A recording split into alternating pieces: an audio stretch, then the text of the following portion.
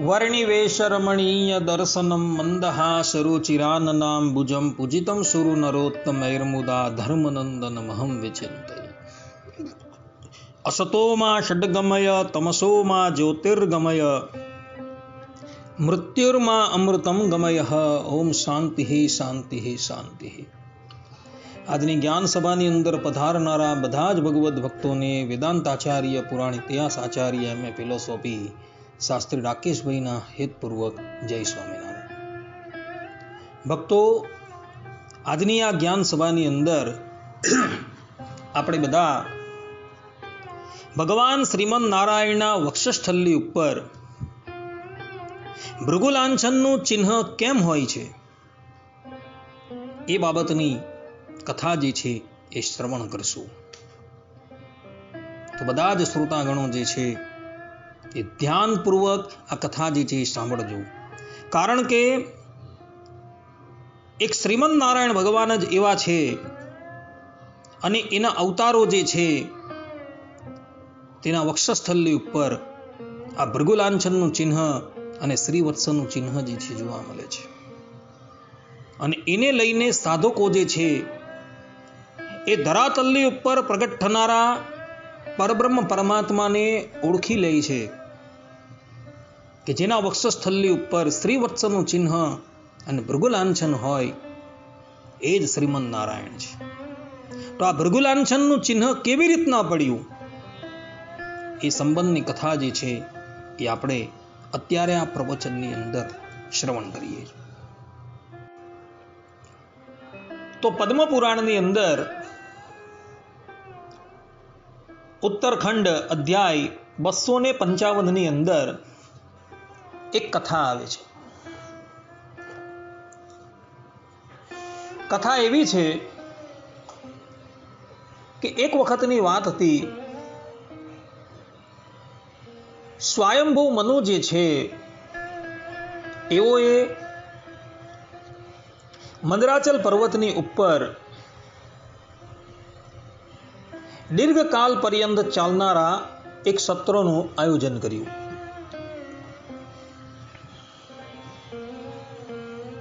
અને એ સત્રની અંદર ઘણા બધા ઋષિ મુનિઓ પધારેલા હતા।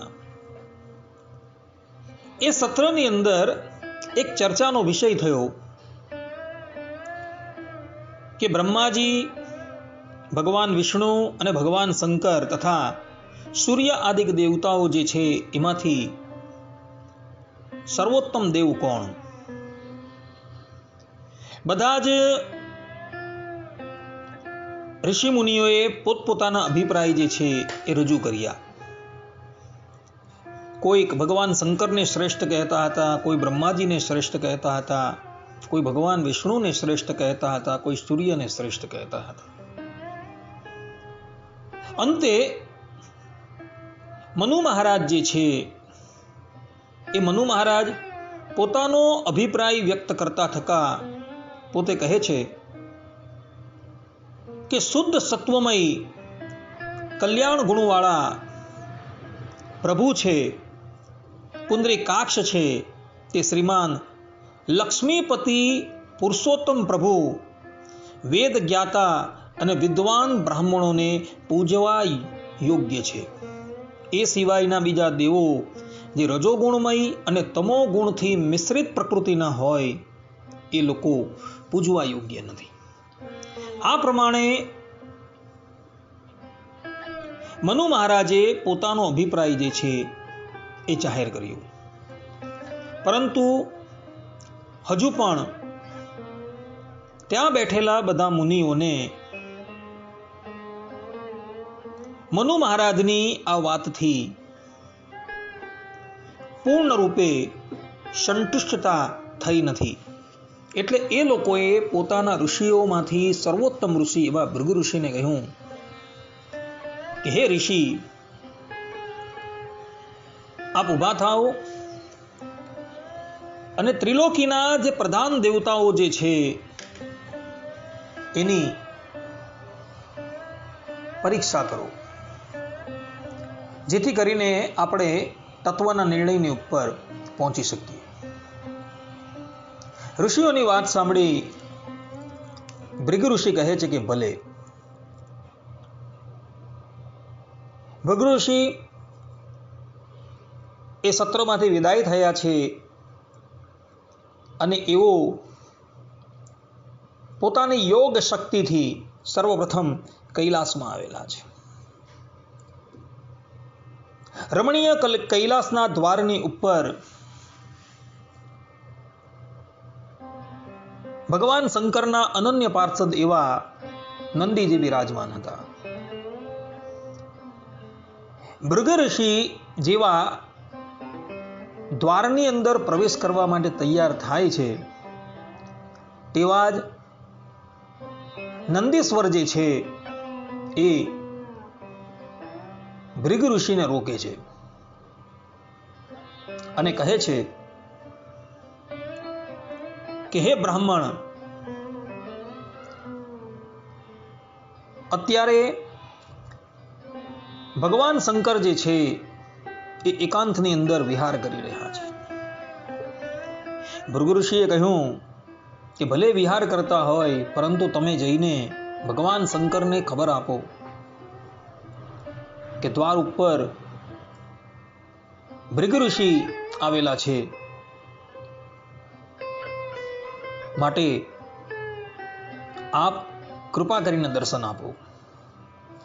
આ પ્રમાણે જ્યારે ભૃગુ ઋષિએ કહ્યું ત્યારે નંદીશ્વર જે છે એ ક્રોધાયમાન થઈ જાય છે અને ભૃગુ ઋષિને કહે છે કે એક વખત કહ્યું તમને ખબર નથી પડતી, ભગવાન શંકર હમણાં દેવી પાર્વતીજીની સાથે એકાંતમાં બેઠેલા છે, માટે અત્યારે તમને એ મળશે નહીં. હે મુનિ શ્રેષ્ઠ, જો તમારે જીવતું રહેવું હોય તો અહીંથી પાછા જતા રહેવું. આ પ્રમાણે જ્યારે નંદીએ ઉત્તર આપ્યો એટલે ભૃગુ ઋષિ જે છે એ એકદમ ક્રોધાયમાન થઈ ગયા અને ક્રોધાયમાન થઈ ભગવાન શંકરને શાપ આપતા બોલ્યા કે હે શંકર, આજથી હું તમને શાપ આપું છું કે હવે જગતની અંદર તમારો વિગ્રહ જે છે એ પૂજાશે નહીં, પરંતુ કેવલ ને કેવલ તમારું લિંગ જે છે એ લિંગ જ આ ધરાતલની ઉપર પૂજાશે. આ ઉપરાંત તમને ધરાવેલું અન્ન છે, જલ છે, પુષ્પ છે, હવિ છે, એ બધું નિર્માલ્ય ગણાશે અને એ અભક્ષ્ય થઈ જશે. આ પ્રમાણે ભૃગુ ઋષિએ ભગવાન શંકરને શાપ આપી દીધો. તે પછી ભગવાન શંકર જે છે એ શાપ સાંભળી દ્વાર ઉપર આવે છે અને દ્વાર ઉપર આવીને જુએ છે તો ભૃગુ ઋષિ ઊભા રહ્યા છે. ભૃગુ ઋષિ જતા જતા એવું કહે છે કે હે મહાદેવ, અમે તમને જે શાપ આપેલો છે એ શાપ મિથ્યા ન જશે અને તેને લઈને, અર્થાત કે તે દિવસથી લઈને ભગવાન શંકરને અર્પણ કરવામાં આવેલું ચરણામ જલ છે, ફલ છે, ઇત્યાદિ કોઈ પણ વસ્તુ જે છે એ કોઈ પણ વ્યક્તિ ગ્રહણ કરતા નથી. ભક્તો, આ વાત જે છે એ આ પદ્મ પુરાણની અંદર ઉત્તરખંડ અધ્યાય 255 અંદર લખેલી છે. જે વ્યક્તિએ જોવું હોય તો ત્યાંથી એ જોઈ શકે છે. ભૃગુ ઋષિના શાપને લઈને સનાતન ધર્મના અનુયાયીઓ ભગવાન શંકરની પ્રસાદી જે છે એ ક્યારેય પણ ગ્રહણ કરતા નથી. અને એટલે જ માટે નારદ પુરાણની અંદર, શિવ પુરાણની અંદર અને વરાહ પુરાણની અંદર ભગવાન શંકરનો નૈવેદ્ય જે છે એ ગ્રહણ કરવાની સ્પષ્ટ રૂપે મનાઈ કરેલી છે. નારદ પુરાણની અંદર પૂર્વાર્ધ અધ્યાય 67 123 થી 124 શ્લોકની અંદર સ્પષ્ટ રૂપે કહ્યું છે કે અગ્રાહ્યમ શિવ નિર્માલ્યમ પત્ર પુષ્પમ ફલમ જલમ શાલગ્રામ શિલાસ્પર્શાત સર્વમ યાતિ પવિત્રતા. શિવ પુરાણ વિશ્વેશ્વર સંહિતા 22મા અધ્યાયના 19મા શ્લોકની અંદર કહ્યું છે અગ્રાહ્યમ શિવ નૈવેદ્યમ પત્રમ પુષ્પમ ફલમ જલમ શાલગ્રામ શિલાશંગાત સર્વમ યાતિ પવિત્રતા. વરાહ પુરાણની અંદર 186મા અધ્યાયની અંદર 52 થી 53મા શ્લોકની અંદર સ્પષ્ટ રૂપે કહ્યું છે કે અભક્ષ્યમ શિવ નિર્માલ્યમ પત્રમ પુષ્પમ ફલમ જલમ શાલગ્રામ શિલાયોગાત પાવનમ તદ ભવેત સદા. અર્થાત કે શિવલિંગ પર ચડેલા ફૂલ, ફળ, નૈવેદ્ય, પત્ર તેમજ જલ ગ્રહણ કરવું એ નિષેધ છે. જો શાલિગ્રામથી તેમનો સ્પર્શ થઈ જાય તો તેઓ ગ્રહણ કરવા યોગ્ય થઈ જાય છે. આ પ્રમાણે અહીં સ્પષ્ટ રૂપે કહ્યું છે કે ભગવાન શંકરનું નૈવેદ્ય જે છે એ અભક્ષ્ય છે. અભક્ષ્યની અંદર જે આ ભૃગુ ઋષિએ શાપ આપેલો છે એ શાપ જે છે એ જવાબદાર છે. માટે સનાતન ધર્મીઓ જે છે એ ભગવાન શંકર પર ચડેલા ફૂલ છે, ફળ છે, નૈવેદ્ય છે, પત્ર છે, જલ છે, કોઈ ગ્રહણ કરતા નથી. ભગવાન શંકરના નૈવેદ્યને ગ્રહણ કરવું હોય તો એક જ સ્થિતિની અંદર એ નૈવેદ્ય ગ્રહણ થઈ શકે છે. શાલિગ્રામ શિલા હોય, એ શાલિગ્રામ શિલાને ભગવાન શંકરનું નૈવેદ્ય સ્પર્શ કરાવી દેવામાં આવે, એમનું ચરણામૃત સ્પર્શ કરાવી દેવામાં આવે, એમના પર ચડેલા ફલ છે, ફૂલ છે, એ જો સ્પર્શ કરાવી દેવામાં આવે ને તો એ મનુષ્યને માટે ગ્રહણ કરવા યોગ્ય થઈ જાય છે. માટે ભક્તો, ભગવાન શંકરના પ્રસાદને ગ્રહણ કરવાની ઈચ્છા હોય તો નારદ પુરાણની અંદર, વરાહ પુરાણની અંદર અને શિવ પુરાણની અંદર જે પ્રકારનો વિધિ બતલાવેલો છે એ પ્રકારનો વિધિ જે છે એ તમારે પાળવાનો છે. તો જ તમે શિવ નિર્માલ્ય જે છે એ ગ્રહણ કરી શકશો. અન્યથા શિવ નિર્માલ્ય જે છે એ ગ્રહણ કરવા યોગ્ય રહ્યું નથી. એની અંદર ભૃગુ ઋષિનો શાપ જે છે એ જવાબદાર છે. તે પછી ભૃગુ ઋષિ જે છે એ પોતાની યોગ શક્તિથી બ્રહ્માજીના સત્યલોકની અંદર આવે છે. સત્યલોકની અંદર બ્રહ્માજીના પાર્ષદોએ ભૃગુ ઋષિને રોક્યા નથી, કારણ કે ભૃગુ ઋષિ જે છે એ બ્રહ્માજીના દીકરા છે. એટલે એવો પોતાના પિતા બ્રહ્માજીની પાસે જાય છે, બ્રહ્માજીને પગે લાગે છે. પરંતુ બ્રહ્માજી જે છે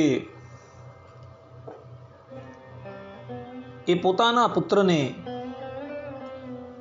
કોઈ પણ જાતનો આદર આપતા નથી.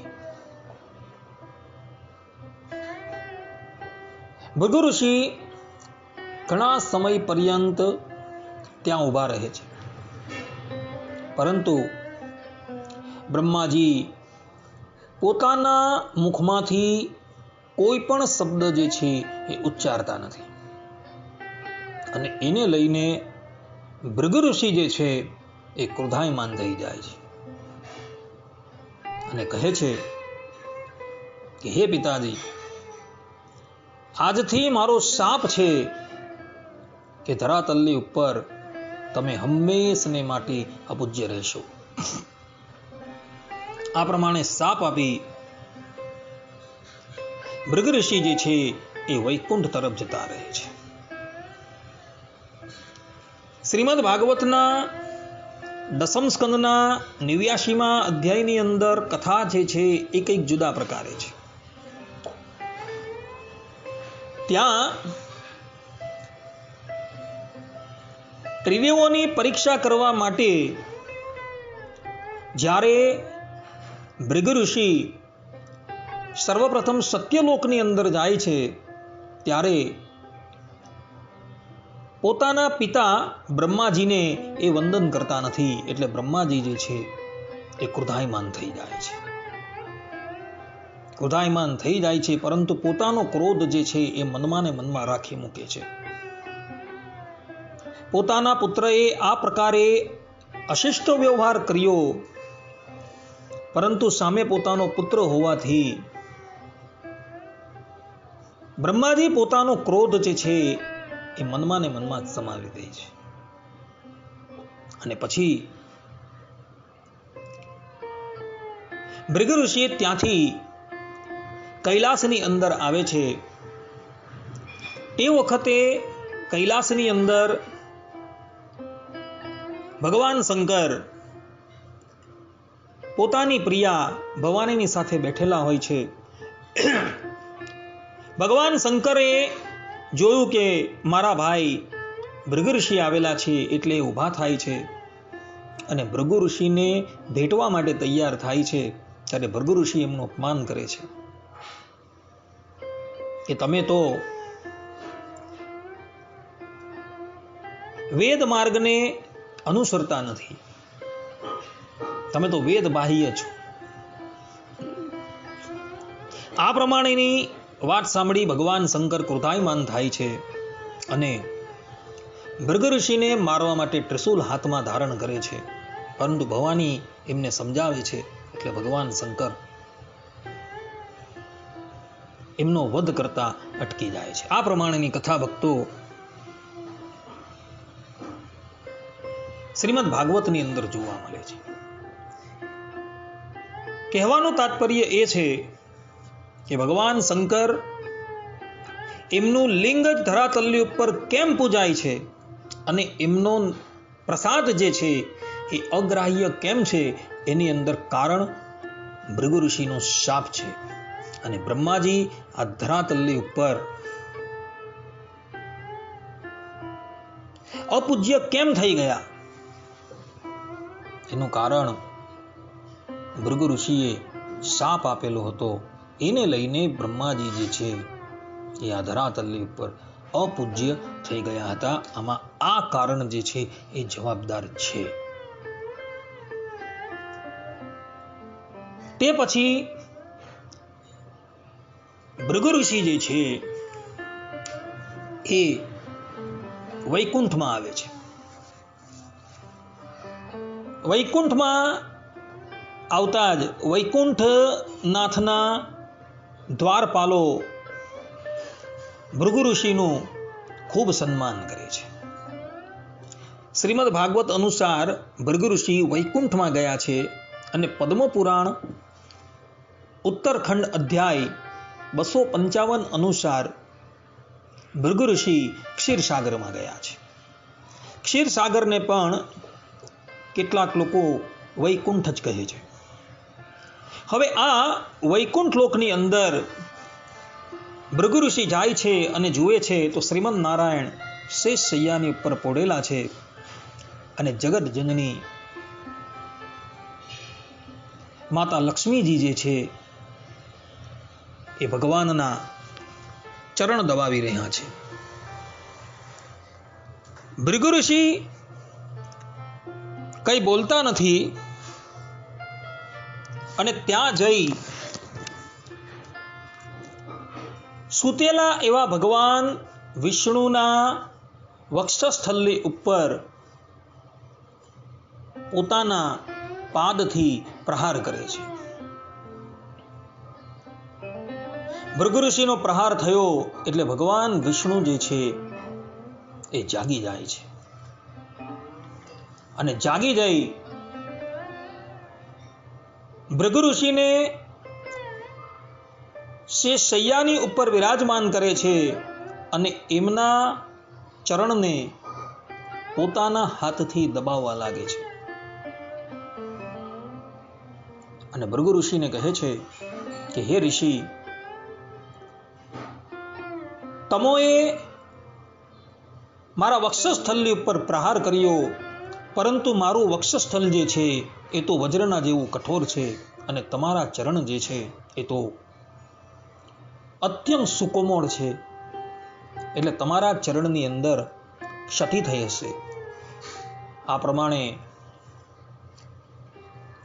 ભગવાન વિષ્ણુની વાત સાંભળી ભૃગુ ઋષિના નેત્રની અંદર જળ આવી જાય છે અને એવો મનોમન નક્કી કરે છે કે આ સંસારની અંદર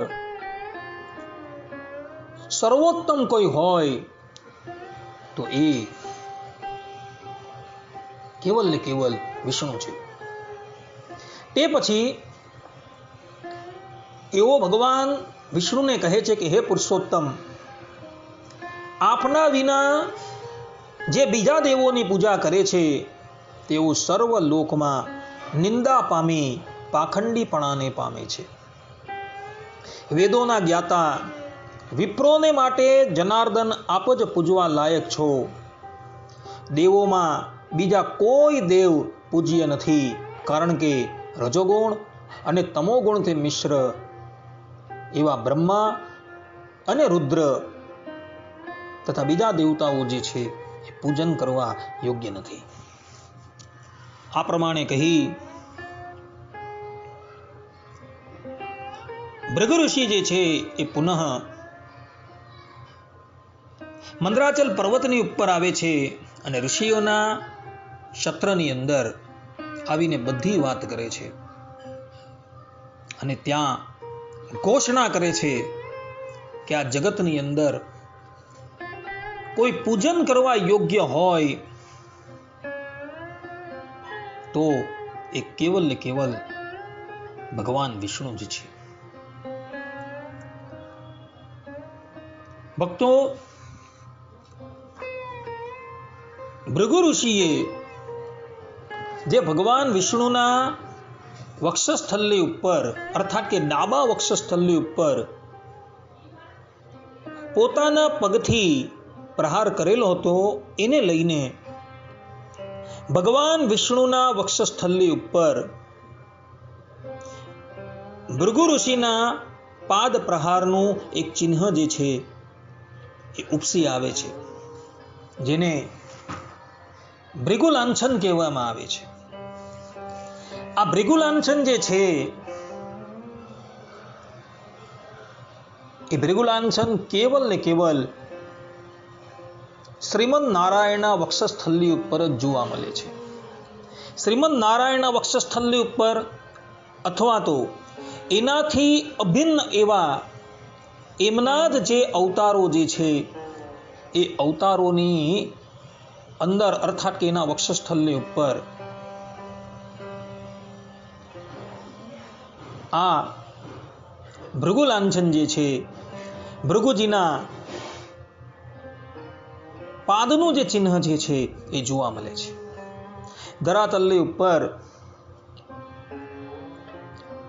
ભગવાન શ્રી રામ એ અવતાર ધારણ કરીને પધારેલા હતા. ભગવાન શ્રી રામ જે છે એ સાક્ષાત શ્રીમદ નારાયણનો જ અવતાર છે તથા ભગવાન સ્વામિનારાયણ પણ એ સાક્ષાત શ્રીમદ નારાયણનો અવતાર છે અને એને લઈને ભગવાન શ્રી રામના વક્ષસ્થલની ઉપર તથા ભગવાન સ્વામિનારાયણના વક્ષસ્થલની ઉપર આ ભૃગુલાંછનનું ચિહ્ન જે છે એ જોવા મળતું હતું. રામચરિતમાનસની અંદર લંકા કાંડ 85:6 ની અંદર ગોસ્વામી તુલસીદાસજી પોતે કહે છે, ઉર ધરા સુરપદ લસ્યો, અર્થાત કે મનોહર વિશાળ છાતી પર બ્રાહ્મણ ભૃગુજીના ચરણનું ચિહ્ન શોભી રહ્યું છે. અને એ જ વાત એમણે રામચરિતમાનસ ઉત્તરકાંડ મંગલાચરણ શ્લોક 1 ની અંદર પણ કહેલી છે. ગોસ્વામીજી કહે છે કે મોરના કંઠ જેવા નીલ વર્ણવાળા, દેવતાઓમાં ઉત્તમ, વક્ષસ્થલ પર શોભતા ભૃગુલંછનવાળા. આ પ્રમાણે ગોસ્વામીજીએ સ્પષ્ટ રૂપે એવું પ્રતિપાદન કરેલું છે કે ભગવાન શ્રી રામના વક્ષસ્થલની ઉપર ભૃગુલાંછનનું ચિહ્ન છે. ભગવાન સ્વામિનારાયણના પણ વક્ષસ્થલની ઉપર ભૃગુલાંછનનું ચિહ્ન હતું, જેનું વર્ણન કરતા હરિચરિત્રામૃત સાગર 4:1:26 ની અંદર આધારાનંદ સ્વામી પોતે કહે છે કે છાતીમાં ભૃગુલાંછનનું ચિહ્ન હતું. હરિચરિત્રામૃત સાગર 4:27-13 ની અંદર આધારાનંદ સ્વામી કહે છે કે શ્રી હરિની છાતીમાં શ્રી વત્સે સહિત ભૃગુલાંછનનું ચિહ્ન દેખાતું હતું. હરિચરિત્રામૃત સાગર 12:53 ની અંદર આધારાનંદ સ્વામી કહે છે કે ઉપડતી વિશાળ છાતી ઘણી છટાદાર હતી, તેમાં શ્રીવત્સનું ચિહ્ન અને ભૃગુલાંછન હતું. ભગવાન શ્રી કૃષ્ણના વક્ષસ્થલની ઉપર પણ આ ભૃગુલાંછનનું ચિહ્ન હતું. એ પ્રમાણે તે ગ્રંથોની અંદર લખેલું છે. આ પ્રમાણે ભગવાન વિષ્ણુના વક્ષસ્થલની ઉપર ભૃગુલાંછનનું ચિહ્ન કેવી રીતના પડેલું હતું તેની કથા આ પદ્મ પુરાણની અંદર ઉત્તરખંડ અધ્યાય 255 ની અંદર અને શ્રીમદ ભાગવત દસમ સ્કંદ 89મા અધ્યાયની અંદર જોવા મળે છે. ભક્તો યાદ રાખજો, આ જગતની અંદર કેટલાય પાખંડીઓ જે છે એ ભગવાન થઈને ફરતા હોય છે. એ લોકો જ્યારે તમને કહે કે અમે સાક્ષાત શ્રીમદ નારાયણ છીએ, ત્યારે સર્વપ્રથમ તમે તપાસ કરજો કે એના વક્ષસ્થલની ઉપર શ્રીવત્સનું ચિહ્ન છે કે નહીં, તથા એ વ્યક્તિના ડાબા વક્ષસ્થલની ઉપર ભૃગુલાંછન છે કે નહીં, એના ચરણની અંદર 16 ચિહ્ન છે કે નહીં, આ પ્રમાણે તપાસ કરજો તો તરત ખબર પડી જશે કે આ વ્યક્તિ ભગવાન છે કે મનુષ્ય છે. કારણ કે લક્ષ્મીપતિ એવા શ્રીમદ નારાયણના વક્ષસ્થલની ઉપર જ શ્રીવત્સનું ચિહ્ન છે તથા ભૃગુલાંછન છે, અને એમના ચરણની અંદર 16 ચિહ્ન જોવા મળશે. બીજા કોઈના ચરણની અંદર આ 16 ચિહ્ન હશે નહીં, તથા વક્ષસ્થલની ઉપર શ્રીવત્સનું ચિહ્ન કે ભૃગુલાંછન હશે નહીં. અને જેના વક્ષસ્થલની ઉપર તથા ચરણની અંદર આ બધી વસ્તુ દેખાય ને, તો તમે નિશ્ચય કરજો કે આ શ્રીમદ નારાયણ ભગવાન છે.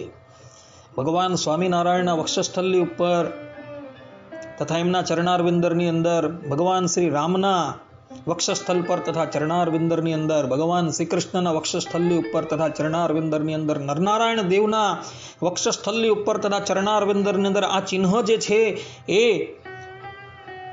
હતા, અને એટલે માટે આપણે એને પરબ્રહ્મ પરમાત્મા કહીએ છીએ, અર્થાત કે શ્રીમદ નારાયણ કહીએ છીએ. બીજા કોઈને આપણે શ્રીમદ નારાયણ કહેતા નથી. આ પ્રમાણે ભક્તો ભગવાન શ્રીમદ નારાયણના વક્ષસ્થલની ઉપર ભૃગુલાંછનનું ચિહ્ન કેમ હતું તેની કથા જે છે એ શાસ્ત્રોની અંદર લખાયેલી છે. આટલું કહીને હું મારી આ વાણીને અહીં વિરામ આપું છું. સર્વે સંતુ નિરામયઃ, સર્વે સુખીનો ભવંતુ, સર્વે ભદ્રાણી પશ્યંતુ, મા કશ્ચિત દુઃખ ભાગ ભવેત. અસ્તુ. જય સ્વામિનારાયણ.